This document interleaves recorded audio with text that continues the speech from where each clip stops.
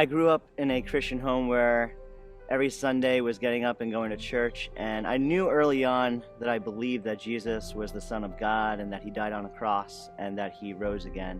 Growing up, I kind of just thought that that's what being a Christian was all about, was that as long as you believe that you were good. Later in my high school years, I started to stop going to church. I started to get involved in just partying a little bit, and my real passion was music. And in my mind, I was going to be this rock star, and that I didn't need to go to college, and that I had life figured out. Music was really what made me happy and what I kind of put my identity in. After my first year of college, I was with a band that eventually got signed, and I was working in the music industry, which is something I loved, and I thought, like, this was it. This is who I was. This is what was going to bring me the happiness and joy that I really needed in life. But the music business is not an easy place to be, and it didn't last very long. Once being in a band didn't work out, I started to work in the music business, and I started to make really good money. And so I started to think being a musician is not really what's going to make me happy. Being wealthy and well off, that's where true happiness comes from. And it was all about having money and being more well off than all my friends who were going through the typical 4 years of college. After a while, the money didn't really satisfy, and so I decided the next thing that was going to make me happy was just more drinking and doing drugs. And so at the end of the day, I wasn't addicted, and I thought, so as long as I wasn't being addicted to drugs or alcohol, that it was okay. Again, at the end of the day, I believed that Jesus was the Son of God, and so that's all that I really needed. The funny thing is that you don't really notice when you start pushing that line. And so the occasional weekend turned into every weekend. I just kept on finding that I just was never happy. And so later on, I decided the thing that was going to make me happy was relationships. And so I started to put all of my attention into relationships I was in. And with those relationships, it wasn't enough to be in those relationships after a while. Then we needed to be sexually active, but then sex wasn't really satisfying me either. And so I moved out of my parents' house because I thought, the problem is that I'm still living under my parents' roof. And that just kind of led to more partying and more recklessness. And slowly, without me noticing it, my life just started to spin out of control. But again, I never really noticed it when it was happening. And I thought that everything was good and I had everything under control. But after a while, again, like the drugs and the alcohol and the partying was not really satisfying. And so when relationships fell through, I decided, well, I'm not going to put all this time into these long relationships. What's going to make me happy is having many relationships. And so I just started, picking up girls on the weekends at bars and stuff. And I thought I was happy. And the thing that really kind of first hit home with me was when I got that phone call, and a girl had called me and told me that she was pregnant. And that I was the father.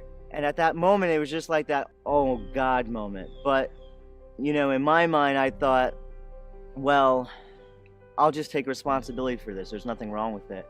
And so I told her that I wanted to talk about, pursuing keeping the child. And she told me that she had already decided that she was going to have the abortion, and she just wanted to let me know before she went in and got it. And at that time, I just said, that's fine, whatever decision you want to do. And it wasn't until like days later that it really sunk in what had happened. And I thought, like, where have I come where, nothing has been making me happy. And I kept on going through life just thinking the next thing's going to make me happy, the next thing's going to make me happy. But all these relationships and all the drugs and all the alcohol kind of just left me empty. And at this moment, I got really depressed. And so at that point, I felt like there was no turning back towards God, that I've kind of like damaged my life a lot.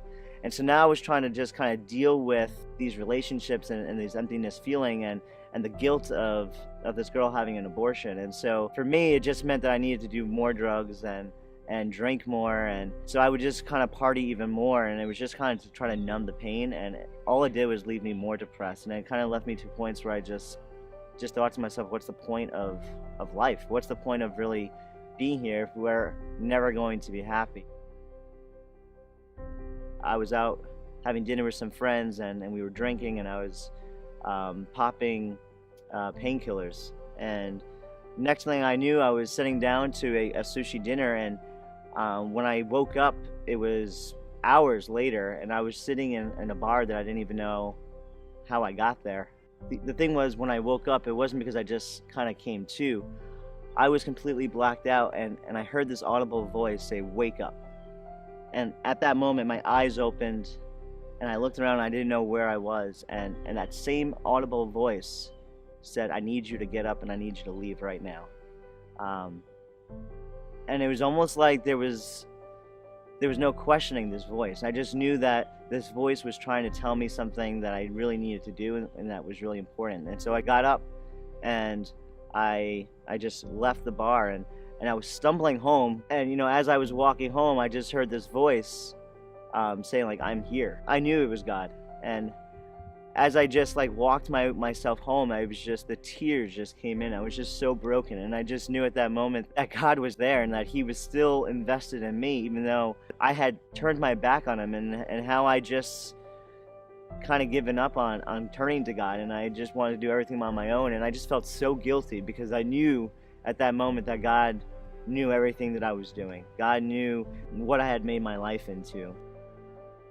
I remember getting to my apartment, and then I just fell to my knees outside. I just cried out to God, and I said, "God, I need you to please forgive me. I need you to take me back." And I said, "God, if you would take me back, I promise you, God, that I would live my life completely for you, that I would follow you wherever you want me to go without question." And it was this supernatural feeling of literally these chains that were on me had just been released.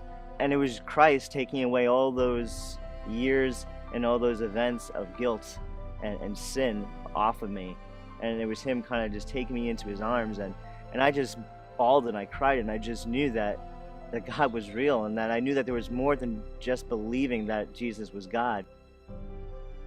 That God was with me every step of the way. And so from that moment on, I knew that I needed to make a change in my life. I knew that I couldn't keep going down the path that I was going. And so I started to go back to church. I started to just get into God's Word. I started to be involved in church ministries. The joy that came back into my life, the peace that came back into my life, the meaning that life had now because I was following God was amazing. I think part of me felt like, because I had that abortion with that girl, and that maybe that was the opportunity that God was giving me to be a father, and I threw it away, that maybe it was not going to ever happen, until about almost 2 years ago, where my wife and I had our beautiful baby girl. And that was just really, for me, this assurance that God had taken the old life that I had lived, and that was no more, and that He had this new path and this new life in store for me. And it just brought so much more life into me. He cares about us. He cares about us coming to Him and having this relationship of communion with each other, right? So it's this conversation that we have with God. It's this walking, it's this growing together. And so that's what God really desires for us. And when you put your hope and trust in the things of the world, it eventually runs out, and it just leaves you wanting more. But Christ is what brings all this peace in your life. And without Him, you're left with that wanting and that desire that there is nothing there that's making you whole, but Christ is what makes you whole. My name is Andrew, and this is my story about how God redeemed me and changed me. I have told you all of this so that you may have peace in me. Here on earth you will have many trials and sorrows, but take heart, because I have overcome the world. John 16:33.